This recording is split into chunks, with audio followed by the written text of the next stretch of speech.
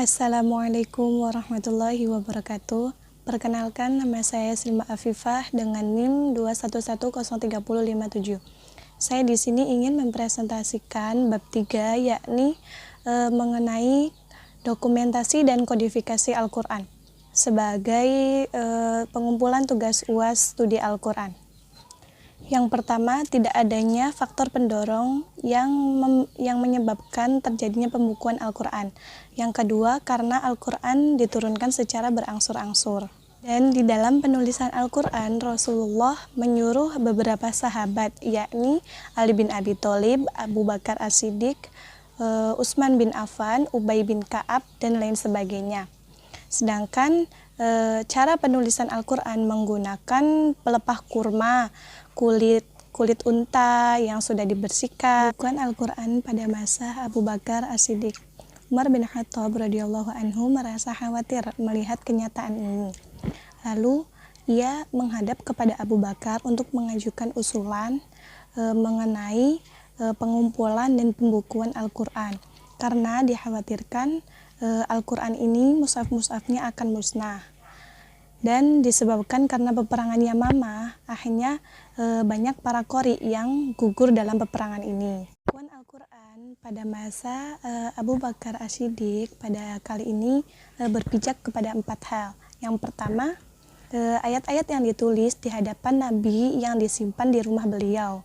Yang kedua, ayat-ayat yang ditulis adalah ayat yang dihafalkan oleh para sahabat dan penghafal Al-Quran.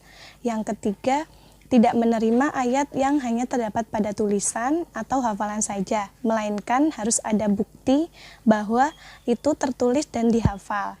Yang terakhir, yaitu yang keempat, penulisan dipersaksikan kepada 2 orang sahabat bahwa ayat-ayat tersebut benar-benar ditulis dan dihafalkan oleh para qori. Adapun karakteristik penulisan Al-Quran pada masa Abu Bakar As-Siddiq, yaitu mushaf ini telah menghimpun semua ayat Al-Quran dengan cara yang teliti, ayat dan surat yang tersusun menurut susunan yang sebenarnya seperti yang diwahyukan kepada Nabi Muhammad SAW. Yang kedua, meniadakan ayat-ayat Al-Quran yang telah dimansuh. Sedangkan yang ketiga, yaitu mushaf ini mencakup 7 bahasa sebagaimana Al-Quran yang diturunkan. Yang terakhir, yaitu mushaf ini telah diterima secara luas dan semua ayat-ayatnya juga bersifat mutawatir. Yang selanjutnya yaitu kodifikasi Al-Quran pada masa Utsman bin Affan. Latar belakang pengumpulan Al-Quran pada masa Utsman bin Affan yaitu diantaranya karena wilayah kekuasaan Islam pada masa Utsman telah meluas, sehingga orang-orang Islam telah terpencar di berbagai daerah maupun perkotaan. Di setiap daerah telah populer bacaan yang sahabat dan yang mereka ajarkan kepada mereka. Utsman memerintahkan Zaid bin Sabit untuk memimpin pembukuan Al-Quran dalam satu bahasa, agar keragaman yang dialek tidak menjadi sebab disharmonisan komunitas muslim. Al-Quran sendiri yang telah dibukukan itu dinamakan Al-Mushaf, dan panitia di dalamnya ditulis 5 buah Al-Mushaf. 4 buah diantaranya yaitu dikirim ke Mekah dan Syria, Basra dan Kufah, agar di tempat-tempat itu disalin pula masing-masing mushaf itu, dan 1 buah ditinggalkan di Madinah untuk Utsman sendiri, dinamakan Mushaf Al-Imam.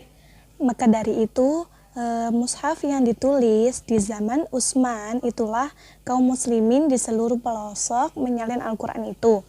Adapun kelainan bacaan sampai sekarang masih ada, karena bacaan-bacaan yang dirawikan dengan mutawatir dari Nabi terus dipakai oleh kaum muslimin, dan bacaan-bacaan tersebut tidaklah berlawanan dengan bacaan yang ditulis dalam mushaf-mushaf yang ditulis pada zaman Utsman bin Affan. Lalu apa saja sih keistimewaan pembukuan pada masa Utsman bin Affan?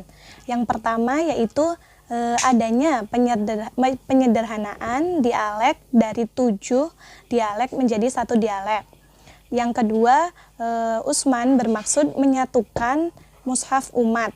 Yang ketiga, peringkasan terhadap apa yang ditetapkan pada pemeriksaan terakhir dan membuang selain hal tersebut.